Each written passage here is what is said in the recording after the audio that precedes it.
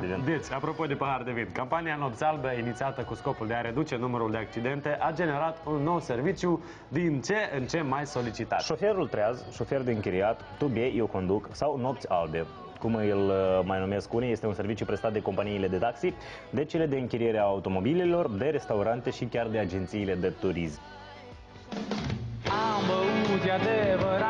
Pentru ca nopțile albe să nu se transforme în zile negre, unele restaurante vin cu o ofertă nouă pentru clienții petrecăreți. Oamenii se pot relaxa liniștiți la un pahar de vorbă, știind că un șofer profesionist îi va transporta acasă în siguranță. Ideea ne-a venit lucrând, chiar din gura clienților, pentru că cineva spunea că, uite, mi-aș dori să servesc un pic de băutură, dar știind că am de mers în alt sector al orașului, sunt mai rezervați. Și noi ne-am gândit de ce nu am putea scoate stresul clientului, de ce nu am putea face o relaxare totală. Serviciul este taxabil de 80 de lei.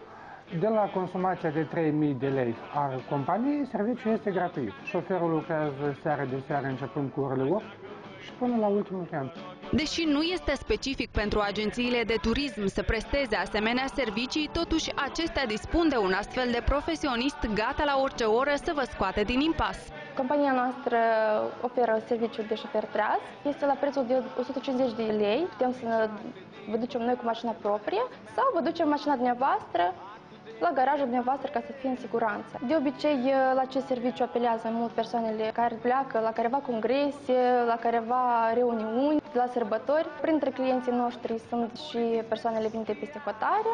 De fapt, pentru prima dată acest serviciu a fost oferit de către companiile de taxi. Șoferul treaz vă poate ajuta dacă binevoiți să scoateți din buzunar între 150 și 200 de lei. Mai des la acest serviciu apelează persoanele în vârsta 35-50 de ani. Bărbații sunt cei mai mari solicitanți acestui serviciu, care sunt puțin băuți, sunt interesanți, care sunt foarte mult servit alcool, sunt foarte periculoși.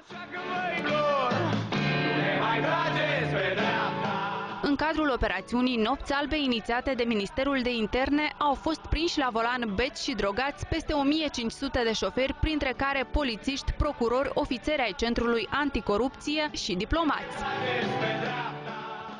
Asta e priza lui Anatol la public, vedeți? Alex, dacă... Și asta e ridicatul lui Alex a prizei de jos. Păi cum e cu aparatul ăsta să sufle, că tu ești în domeniul ăsta a suflatului?